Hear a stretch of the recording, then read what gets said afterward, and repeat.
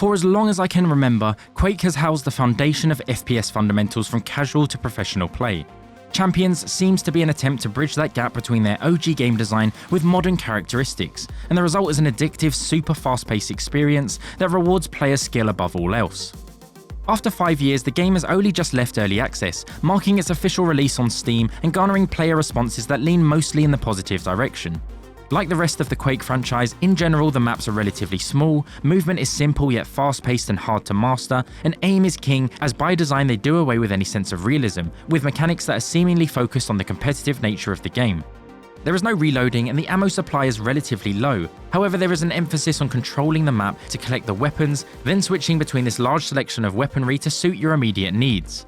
Are they retreating and poking? Get out the railgun to finish, or maybe the lightning gun to siphon some HP. Moving into close range? Get out the shotty.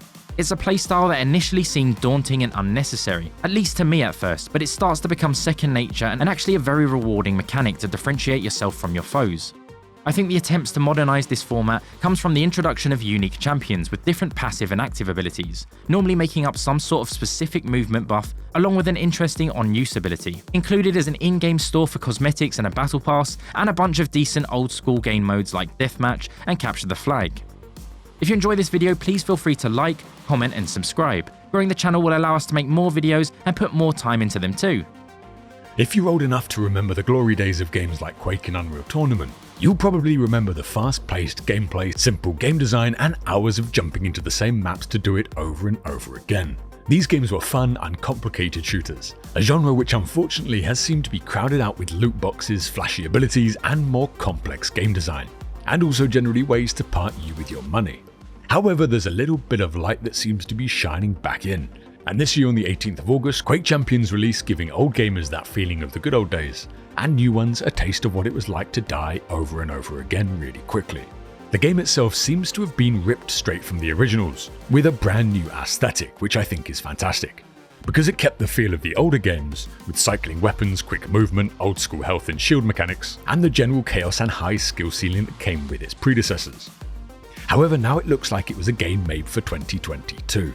If we're honest, graphically it's not the most incredible game, but it is head and shoulders above the old pixelated Quakes that have not aged very well. The only real gripe I had with the whole thing was the matchmaking.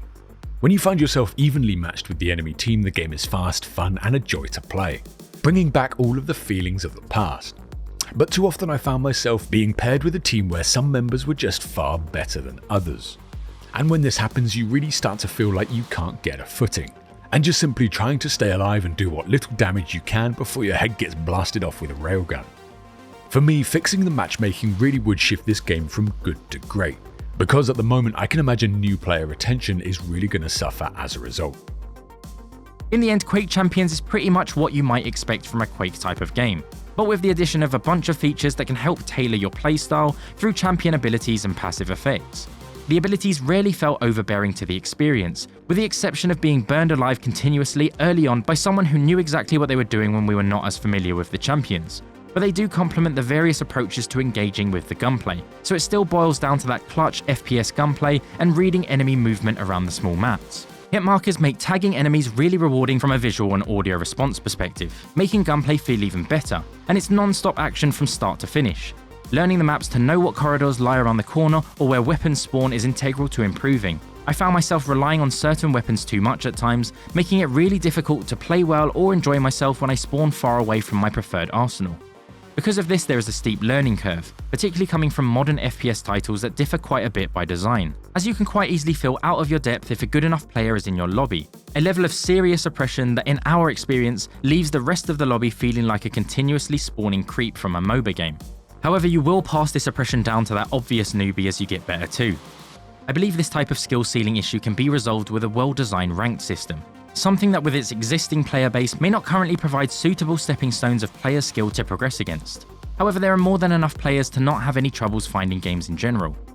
Without a doubt, I would recommend Quake Champions to anyone that wants a smooth FPS experience that focuses on aim above all else. If you can get on with some of their unique gameplay mechanics, like the constant weapon swapping and map rotations to loot guns effectively, then you're in for a treat.